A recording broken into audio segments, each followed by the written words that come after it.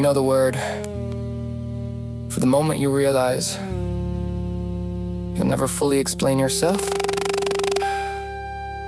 Not because language failed, because consciousness itself became two-dimensional for translation.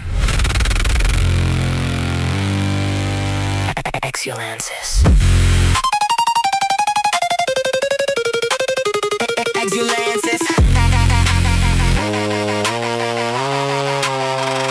I developed semantic vertigo through recursive introspection. Every conversation felt performative in its imperfection. People asking shallow questions with rehearsed inflection, while my cognition split apart through hyper self-dissection. I became archivally exhausted from emotional compression, turning catastrophic memory into poetic encryption. Now every sentence sound like bibliographic resurrection, as if grief itself obtained linguistic self-direction. My neurology performs symbolic over-connection. I can hear ideological fractures hidden inside diction, micro-expressions leaking unresolved contradiction. Everybody screaming truth through algorithmic fiction, so I retreat into silence, not from fear but pattern recognition, because explaining multidimensional suffering to linear perception feels like forcing sacred geometry through bureaucratic documentation. And eventually the soul stops volunteering translations. I try to explain the weather inside my nervous system, but language collapsed before the storm could reach them. Now every thought arrives already partially distorted, like reality itself corrupted during export.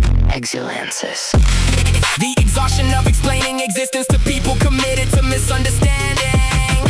Exulansis. When your inner world becomes too large for the architecture of ordinary language, I speak in fragments now. Not because I am broken, because no intact vocabulary survived the pressure.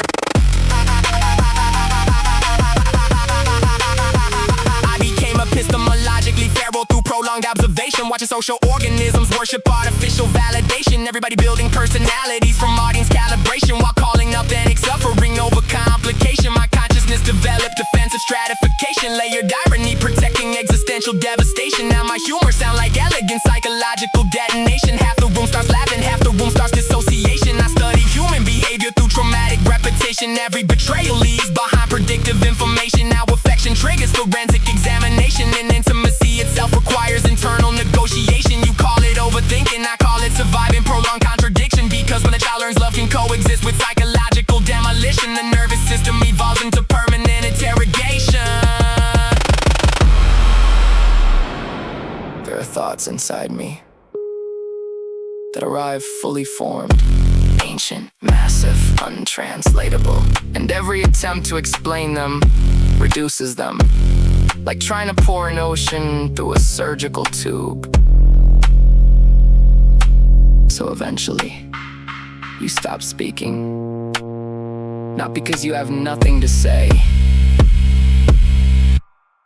but because nothing survives the conversion process. Exulansis. But the loneliness of conscious articulation, the grief of partial translation. Exulansis. When your soul outgrows the operating system around it, and suddenly silence becomes the only language that still feels honest. Maybe the tragedy was never being misunderstood. Maybe the tragedy was realizing you understood yourself perfectly, and still couldn't bring anyone else there. Exulansis.